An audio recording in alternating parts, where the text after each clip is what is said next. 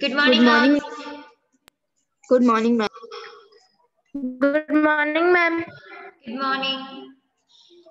आप लोगों ने कल का देख लिया? आपने कैसे टेबल क्रिएट करते हैं आप लोगों ने ट्राई किया घर पे?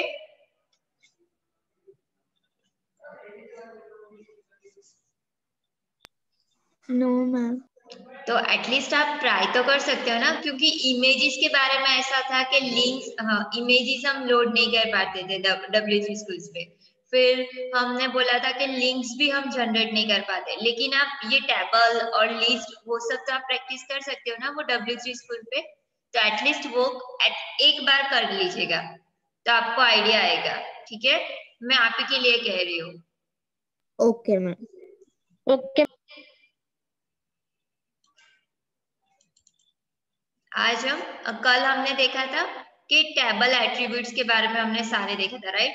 उसमें मेरे से अलाइन नहीं हो रहा था, तो मैंने वो देखा, मेरे से एक गलती हो गई थी। क्या गलती हुई थी? बॉर्डर के बाद मैंने ये यहाँ पे डबल कोटेशन कंप्लीट नहीं किया था, इसीलिए मेरा अलाइन इक्वल्स टू राइट था, वो परफॉर्म नहीं हो रहा था।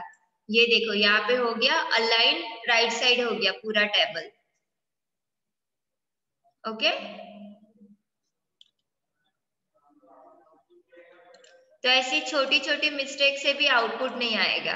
और ये dir इक्वल्स टू राइट है, वो अभी यहाँ पे एग्जिस्ट नहीं करता इस HTML में। जैसे मैंने LH आपको दिखाया था लिस्ट हेडिंग करके, वो टैग हमारा परफॉर्म नहीं हो रहा था, राइट? वैसे ही ऐसे कुछ कुछ एट्रीब्यूट्स है जो आगे जैसे जैसे वर्जन बढ़ता है तब वो हम ओमिट कर देते हैं HTML वाले। ठीक है,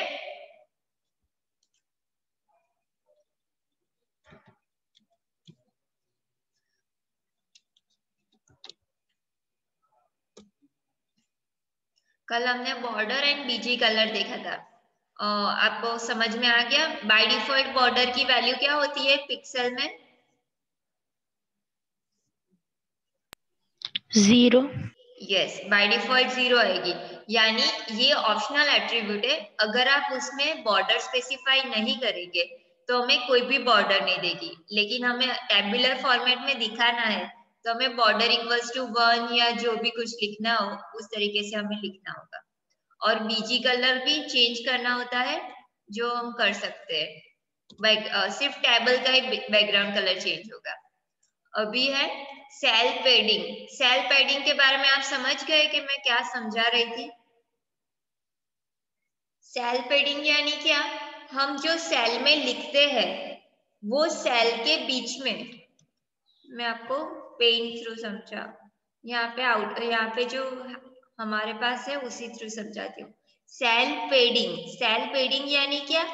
यहाँ पे जो हमारा सेल है वो, मैं आपको जो कर्सर घुमा रही हूँ सिर्फ वहीं पे देखेगा। ये अगर मैंने यहाँ पे 20 वाला लिखा है तो ये कंटेंट और ये सेल की एज, इन दोनों के बीच में जो गैप होती है उसे सेल पैडिंग कहते हैं। ठीक है, समझे?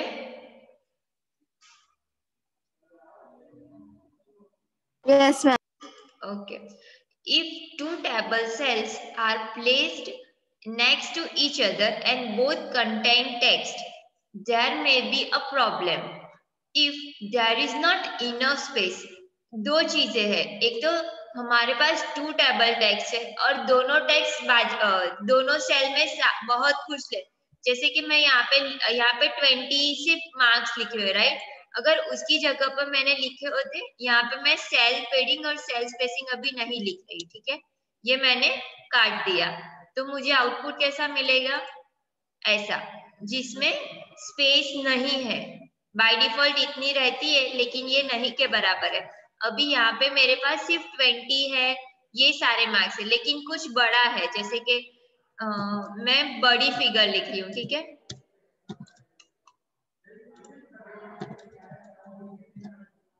ये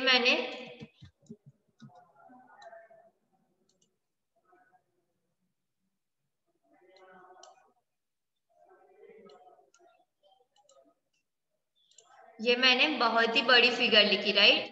यहाँ पे मैंने 20,31,020 लिखा है, यानी यहाँ पे इतनी बड़ी रकम है, तो यहाँ पे क्या होगा, ये अभी सेल बढ़ गया है, लेकिन अगर मैंने सेल स्पेसिंग ये रखा है तो मुझे इस तरीके का दिखेगा।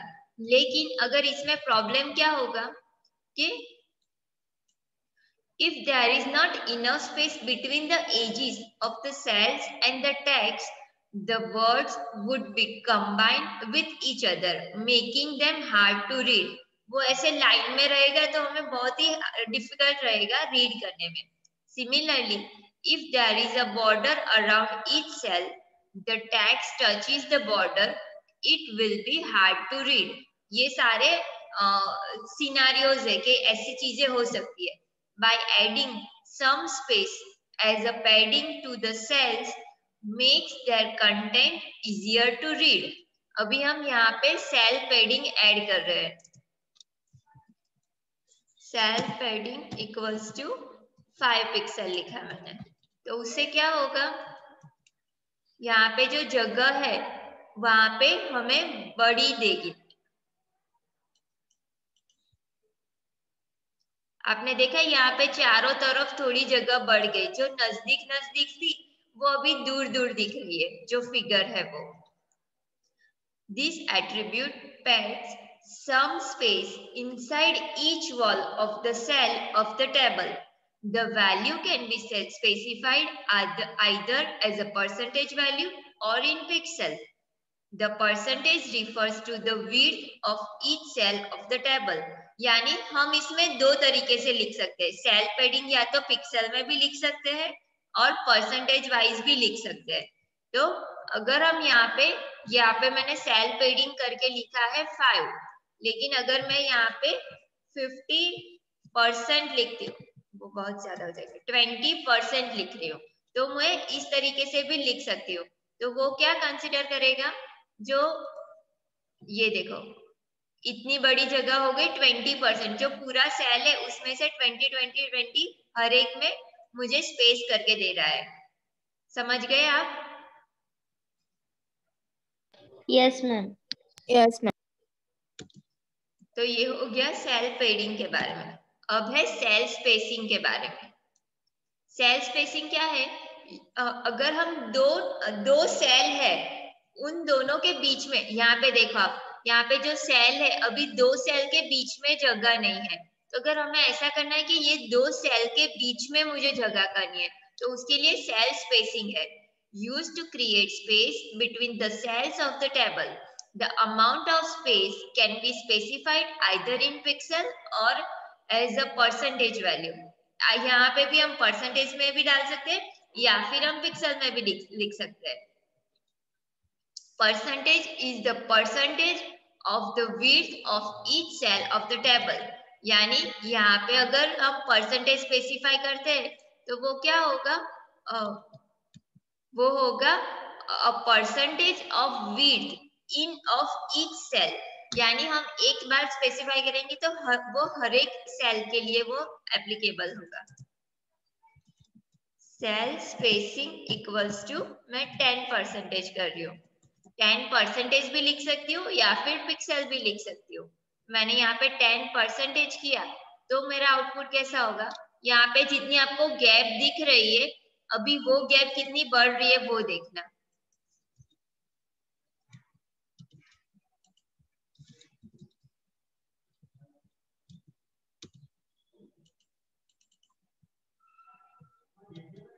शायद मुझे ज्यादा लेनी होगी, 20%।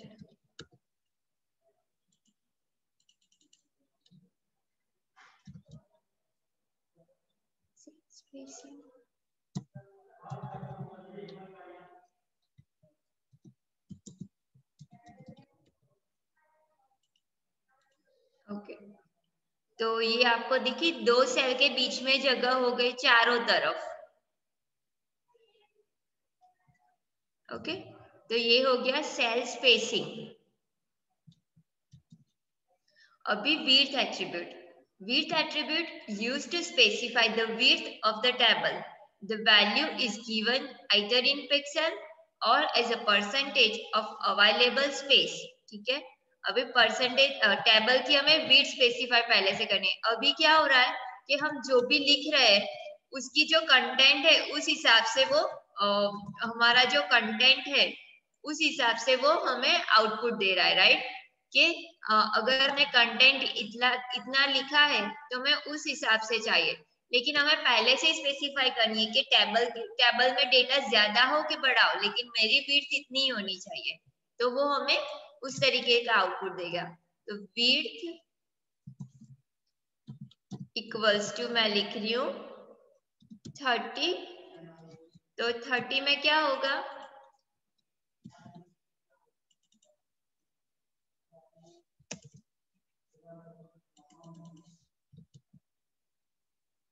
width equals to 30%.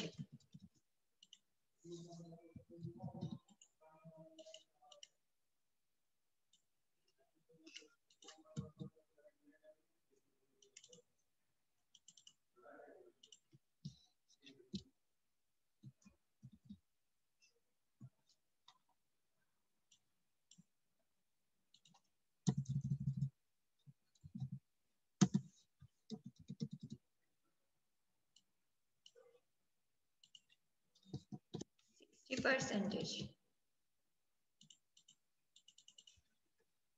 तो मुझे कोई विजिबल डिफरेंस नहीं दिख रहा है, लेकिन वो विड्थ अपने हिसाब से वो ले रहा है, ऐसा वो डिस्क्रिप्शन में है, ठीक है? तो मैम विड्थ की साइज बढ़ा तो फिर भी कुछ फर्क नहीं पड़ रहा है? नहीं, 100 करके देखो मैम। 100 में तो अभी जो है वही रहेगा। अच्छा,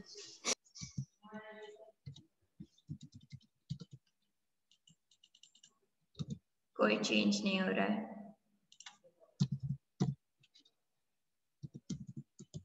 मे बी 100 करूँ तो पूरे साइज मुझे फैला के दे। यस, ठीक है, ये मैंने 100 कर दिया, जैसे वृतिका ने के काव्यांजलि ने बोला, मैंने 100 किया तो पेज। ओके, तो विड्थ मुझे पूरी करके दिया। अभी मैं 20% 50% कर रही थी, तो क्या हो रहा था, मेरी ऑलरेडी जो स्पेस है टेबल की विड्थ जितनी है उससे मैं कम दे रही थी, राइट? बाय डिफॉल्ट मेरी इतनी जगह तो मेरी ऑक्यूपाई हो रही है, मेरा शायद 75% मैं ऐसे बोल सकती हूँ कि इसकी टेबल की हाइट 75% है, राइट? लेकिन अभी मुझे 75 से बढ़ाना है, जैसे कि मैं यहाँ पे मैंने 100 लिखा, तो मुझे जो पेज की साइज होगी, अभी मैंने ये पेज की जो फुल साइज है वो उतने परसेंटेज में दे रहा है। अगर मैं यहाँ पे 80% करूँ तो मुझे विजिबल डिफरेंस दिखेगा कि जितनी थी उससे मुझे बड़ी देगा, लेकिन हम ऑलरेडी ये 75% कवर हो रहा था और मैं 50% लिख रही थी, तो वो नहीं हो रही थी, उसके में कोई क्या उसका मुझे आउटपुट नहीं दे रहा था। लेकिन जैसे ही मैंने 100% की तो मुझे पूरे पेज में कवर करके देगा, ठीक है? तो ये टेबल की टेबल मैम हमारी यस मैम हमारी जो टेबल की साइज होगी उससे कम नहीं करेगा, वो ज्यादा ही करे। यस, हमारी टेबल की विड्थ हम स्पेसिफाई करें, लेट से यहाँ पे हमने ये इतनी सारी कॉलम्स ऐड किए, राइट? तो मैं सिर्फ नेम, इंग्लिश एंड मैथ्स सिर्फ 3 कॉलम रख रही हूँ, तो मेरा टेबल छोटा हो जाएगा। तो फिर मैं कैसे 50% कर सकती हूँ वो मैं दिखाती हूँ। हमें सिर्फ यहाँ ये सब हमें मैं कमेंट कर दे रही हूँ, ठीक है?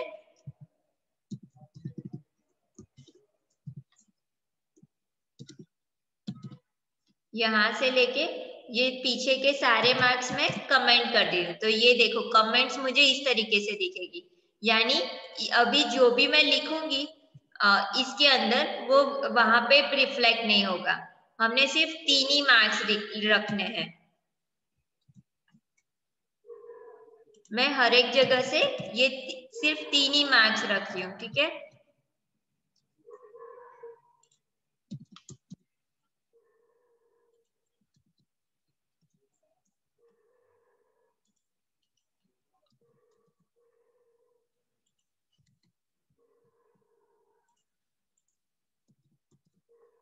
ये मैंने हर एक जगह से ये कम कर दिया और मुझे सिर्फ इतना ही आउटपुट मिलेगा। अभी मेरा टेबल घट के सिर्फ 3 कॉलम का ही रह जाएगा। तो ये देखो हमने 80% रखा है। अभी जो उसकी बाय डिफॉल्ट है साइज वो हमने मेंशन की हुई 80%, तो मैंने ये निकाल दिया। ठीक है, बॉर्डर मैंने निकाल दिया, तो बाय डिफॉल्ट मेरा इतना टेबल है, तो ये शायद 25% होगा। तो अभी हम यहाँ पे बॉर्डर इक्वल्स टू 50% लिखेंगे, तो मुझे 50% आउटपुट में मिलेगा। देखा, उसमें क्या हो रहा था, हमारा ऑलरेडी 75% था टेबल की विड्थ, और उसमें मैं 50% कर रही थी, तो वो घटा के हमें आउटपुट नहीं देगा, लेकिन ऑलरेडी जितनी है उससे मुझे बड़ी अगर लिख रही हूँ परसेंटेज में, तो मुझे वैसे करके देगा। ठीक है, समझे? मैं भी अभी समझी। Yes ma'am. ओके, तो ये हो गई विड्थ एट्रीब्यूट। अभी अलाइन एट्रीब्यूट है। तो अलाइन एट्रीब्यूट में क्या था, हमने लेफ्ट जो डिफॉल्ट केस होता है, specifies the position of the content of all the cell in the row. इसमें हमने लेफ्ट बाय डिफॉल्ट होता है, लेफ्ट अलाइन में टेबल होता है, फिर राइट होता है जो हमने किया था, अभी हमने सेंटर स्पेसिफाई किया। एंड जस्टिफाई से क्या होगा, text within the cell is justified to fill the cell. ठीक है, जस्टिफाई से क्या होगा कि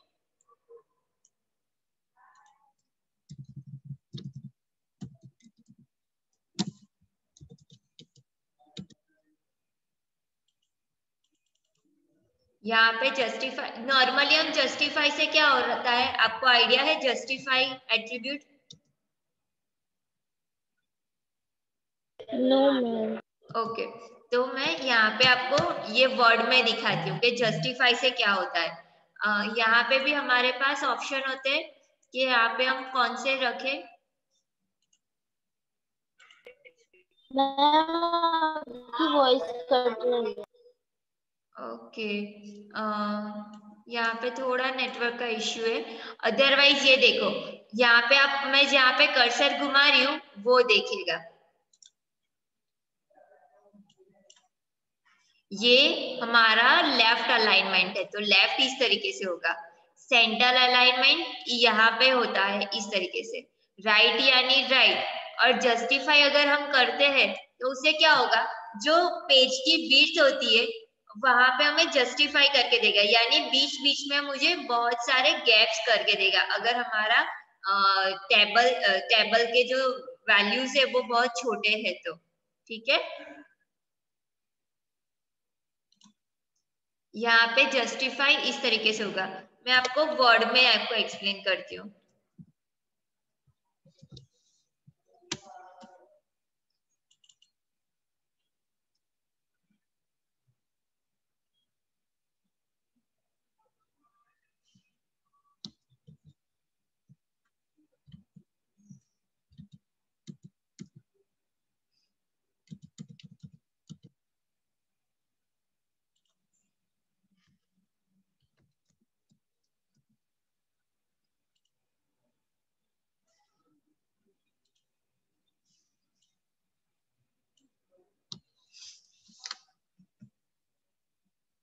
यहाँ पे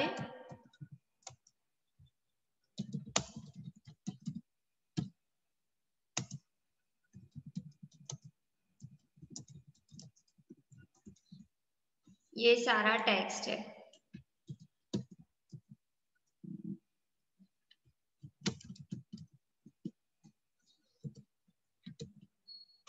ये मैंने सब लिखा हुआ है, राइट। अगर मैं यहाँ पे जस्टिफाई करूं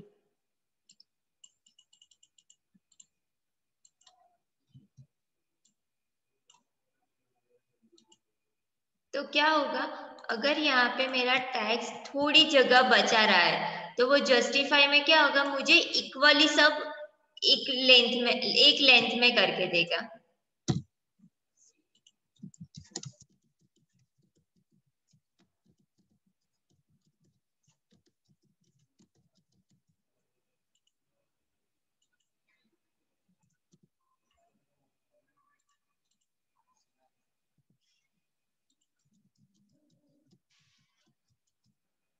ये जैसे कि मेरा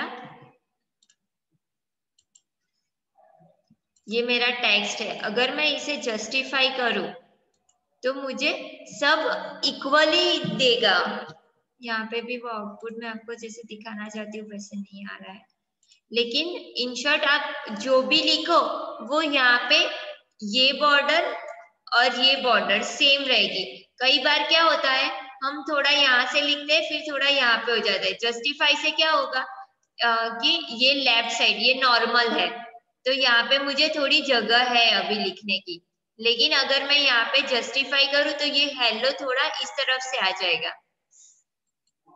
पूरी जितनी स्पेस चाहिए पेज की विड्थ को उतनी वो अलाइन करके देगा। आप अभी यहाँ पे लेफ्ट साइड करूँ तो आपको आइडिया आएगा कि कितनी जगह बच रही है, और मैंने अगर यहाँ पे जस्टिफाई किया तो मुझे वो उस तरीके से इक्वली लाइन में मुझे आउटपुट देगा, तो वो जस्टिफाई है। राइट यानी सब इस तरफ से आएगा, सेंटर यानी सब कुछ सेंटर में आएगा, लेफ्ट यानी यहाँ पे ये देखो ये हमारा एक रूलर का एंड है और दूसरा ये है, तो हमारे पास अभी थोड़ी जगह यहाँ पे अगर मैं जस्टिफाई करूँ तो वो जगह फिल कर देगा, पूरी लाइन में जितनी जगह चाहिए वो फिल करके देगा। ठीक है मैम? यस मैम वो हेलो और हाउ आर के नीचे, एक के नीचे ग्रीन लाइन और एक के नीचे रेड लाइन क्यों थी? आप लोगों ने वर्ड में आप यूज नहीं करते थे, वर्ड के बारे में आइडिया नहीं है। ये ग्रीन लाइन क्यों है पता है, इसमें ग्रामेटिकल मिस्टेक है मैम। ग्रीन लाइन यानी यहाँ पे ग्रामेटिकल मिस्टेक है, और रेड लाइन यानी वहां पे स्पेलिंग मिस्टेक है। ठीक है, अगर हम यहाँ पे रेड लाइन दिख रही है उसका मतलब है कि वहां पे मेरी ग्रामेटिकल मिस्टेक है, यहाँ पे मैंने स्पेस बहुत ज्यादा रखी है, तो मैं वो रेक्टिफाई कर दूंगी तो वो हो जाएगा। और रेड लाइन का मतलब है वो ग्रामेटिकल मिस्टेक है, ये स्पेलिंग गलत है। ठीक है मैम आपकी वॉइस कट कट के आ रही है।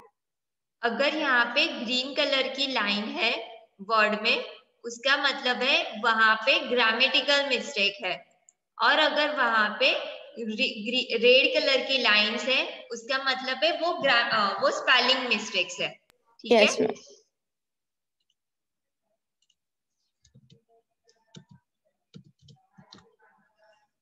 और दूसरा है केयर, ये किस लिए यूज होता है, cell content are aligned horizontally around the first instance of the specified character. Numbers could be aligned around the first instance of decimal point। ठीक है, आपकी जो टेक्स्ट बुक है, अगर आपके पास टेक्स्ट बुक हो तो ओपन करिए, उसमें पेज नंबर 68 पे आपको दिखाई देगा कि किस तरीके का होगा। मैंने वो आउटपुट लेना भूल गई हूँ, तो यहाँ पे आप देख सकते हो अगर मैं अलाइन एट्रीब्यूट सेट कर रही हूँ कैरेक्टर से तो इस तरीके का आउटपुट मिलेगा मुझे। टेबल इक्वल्स टू मैंने केयर किया है तो क्या होगा, मुझे इस तरीके से सब अलाइन करके देगा। तो table align equals to char attribute वो क्या करके देगा, the contents of each cell of the table within the row will be aligned around the first instance of specified character। जो हमने स्पेसिफाई किया होगा उसके अकॉर्डिंग वो सारे कैरेक्टर्स हमें अलाइन करके देगा। the given character is known as an axis character। okay? जैसे कि यहाँ पे जो एग्जाम्पल है उसके अंदर एक जो पॉइंट वाली वैल्यू है तो उसके अंदर हमें वो डेसिमल पॉइंट है वो एज अ कैरेक्टर लिया है, कैरेक्टर के एट्रीब्यूट के जैसे लिया है, तो हमें जो यहाँ पे डेसिमल है उसके इस तरफ और इस तरफ उस तरीके का मैथमेटिकल आउटपुट देगा। ठीक है, दिखाई दे रहा है आपको? Yes ma'am. ओके मैम आपकी वॉइस कट के आ रही है। अभी मैं यहाँ पे यहाँ का ही वाईफाई है तो थोड़ा ऐसा रहेगा। लेकिन आप ऐसा करिएगा कि मेरा वीडियो देख लीजिएगा। ठीक है, अगर कोई ऐसा हो रहा है तो वीडियो देख मैम लीजिएगा। यस, बहुत ही ज्यादा कट रही है। अभी आवाज आ रही है? Yes ma'am. ओके, तो the content of each cell of the table within the row will be aligned around the first instance of a specific character। जो मैंने पेज नंबर 68 पे दिखाया वैसे हो जाता है। और उस कैरेक्टर को क्या कहेंगे? The character, the given character is known as an axis character। The default character for this attribute is a decimal place। जो हमने एग्जाम्पल में देखा, तो कोई भी इस तरीके के जो हम लिखेंगे, अगर हमने अलाइन करके कैर सेट किया हुआ है तो वो डेसिमल को डिफॉल्ट प्लेस रखेगा। तो डेसिमल के इस तरफ वाले हमें जितने भी प्लेस वैल्यू है उस तरीके से देगा, लेकिन डेसिमल के इस तरफ, तो अगर हम 12.95 है और 2.9 है तो हमें पॉइंट एक अलाइन में देगा और इस तरफ जगह देगा हमें, तो उस तरीके से वो अलाइन करके देगा। ठीक है, फिर अभी आगे है table row end tag, table row tag end attributes. हमने टेबल रो का यूज देख लिया, राइट, कि टीआर टैग से हम टेबल रो जनरेट कर सकते हैं। Everything appears within TR should appear on the same line। TR tag में हम जो भी लिखे वो एक ही लाइन में आएगा, राइट, ये सब आप सबको पता है ना ये? Yes ma'am. ओके, तो अभी क्या हो रहा है, इसके अंदर भी हम पर्टिकुलर रो के ऊपर भी हम एट्रीब्यूट स्पेसिफाई कर सकते हैं। कैसे? जैसे कि अलाइन इक्वल, उसमें भी हम जैसे टेबल में अलाइन करेंगे तो उससे क्या होगा, पूरे टेबल में जितने भी सेल है वहां पे वो एप्लीकेबल होगा। लेकिन अभी जिस टीआर में हम वो अलाइन एट्रीब्यूट सेट करेंगे उससे क्या होगा कि सिर्फ उस रो के वैल्यू ही वो लेफ्ट, राइट, जस्टिफाइड या सेंटर हो जाएगी। ठीक है, जैसे कि अगर ये यहाँ पे मैंने ये इंग्लिश है, सॉरी, ये आयुष के मार्क्स है, ये तो बड़े है, ये काव्यांजलि के मार्क्स है, वहां पे मैंने अगर अलाइन एट्रीब्यूट सेट किया तो सिर्फ काव्यांजलि के जो भी मैं डेटा, वो जो रो है उसी रो में ये सब एप्लीकेबल होगा, बाकी सब जैसे है वैसे ही दिखेंगे हमें। जैसे कि मैंने यहाँ पे काव्यांजलि की रो वाला जो भी डेटा है उसको मैंने अलाइन कर दिया राइट साइड, तो मुझे सिर्फ उतना ही राइट देगा, बाकी सब जो लेफ्ट अलाइन है वो ही देगा। समझे? यहाँ पे हम जो एप्लीकेबल करेंगे सिर्फ उसी रो के लिए एप्लीकेबल होगा। फिर है बीजी कलर, तो हमें ऐसा करना है कि जैसे कि आप देख रहे होगे कि यहाँ पे व्हाइट है बैकग्राउंड और यहाँ पे पर्पल है, राइट, तो ये भी चीजें हम कर सकते हैं। पर्टिकुलर यहाँ पे भी हम ऐसी फॉर्मेटिंग होती है कि अगर हम चाहिए कि हमें ऑल्टरनेटिव रो में, यहाँ पे जैसे आपको आउटपुट में मिल रहा है कि हर एक टेबल के पीछे ये पिंक कलर है, लेकिन मुझे चाहिए कि सिर्फ ये मीट है उसका ही बैकग्राउंड कलर मुझे ब्लू चाहिए या फिर लेट से लाइट ग्रीन चाहिए, तो मैं उसके टीआर के ऊपर बीजी कलर एट्रीब्यूट सेट करूंगी। ये मीट है उसके ऊपर मैंने सेट किया बीजी कलर इक्वल्स टू से मैं कर रही हूँ येलो, तो उतने सिर्फ वही रो मुझे येलो कलर की बैकग्राउंड में देगा, बाकी सब मुझे पिंक कलर के देगा। यानी हम टीआर एट्रीब्यूट में जो भी एट्रीब्यूट सेट कर रहे हैं, जो भी हम फॉर्मेटिंग कर रहे हैं, सिर्फ वो रो पे ही एप्लीकेबल होगा और कहीं पे वो चेंजेस नहीं करके देगा। फिर आगे है वी अलाइन। ठीक है, अभी वी अलाइन एट्रीब्यूट कैसे यूज होगा?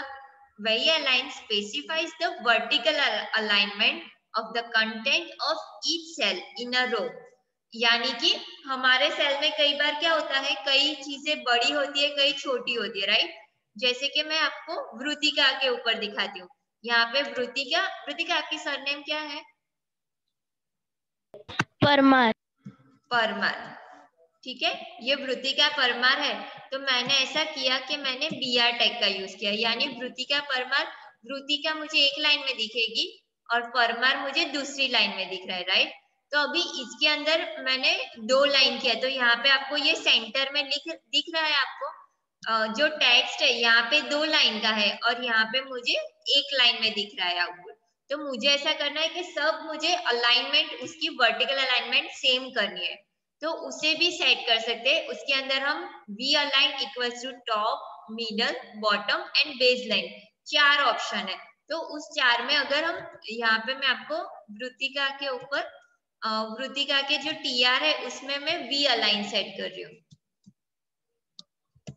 V align equals to top लिखा मैंने, तो क्या होगा, जो भी मेरा आउटपुट है वो मुझे 23 ऊपर चला गया। जो वृत्तिका जो लिखा है उसी लाइन में मुझे ये आउटपुट मिला।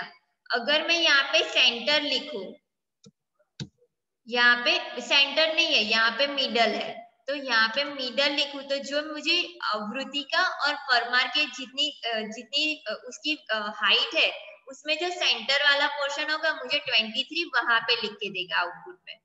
यहाँ पे मैंने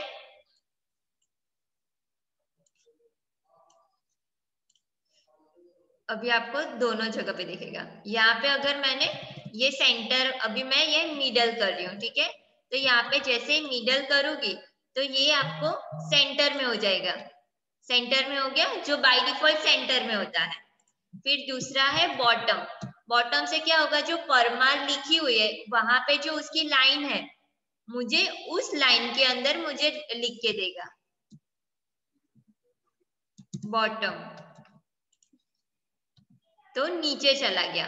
तो हमें जिस तरीके से उसकी वर्टिकल अलाइनमेंट करनी है उस तरीके से हो सकती है, ठीक है। इतनी चीज समझ में आ गई। Align, BG colour and v align, अभी ये रो के एट्रीब्यूट्स है, ओके।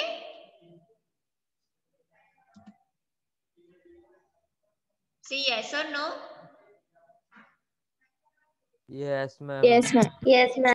ओके, तो आज हमारा ये लास्ट सेशन था। अभी हमारा जब नेक्स्ट सेशन होगा तब मैं आपको ये सेल रिप्रेजेंटेशन सिखाऊंगी, ठीक है। Cell representation using TH and TD।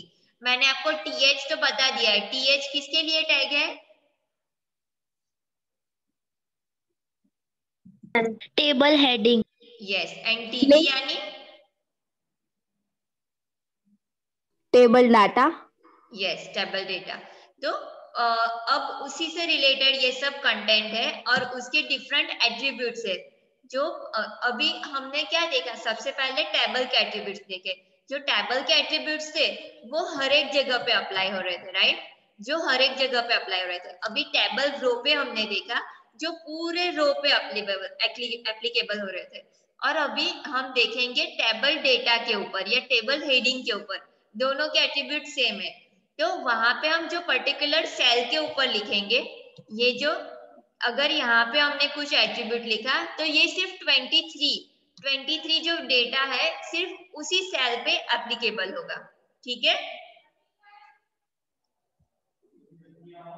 Yes.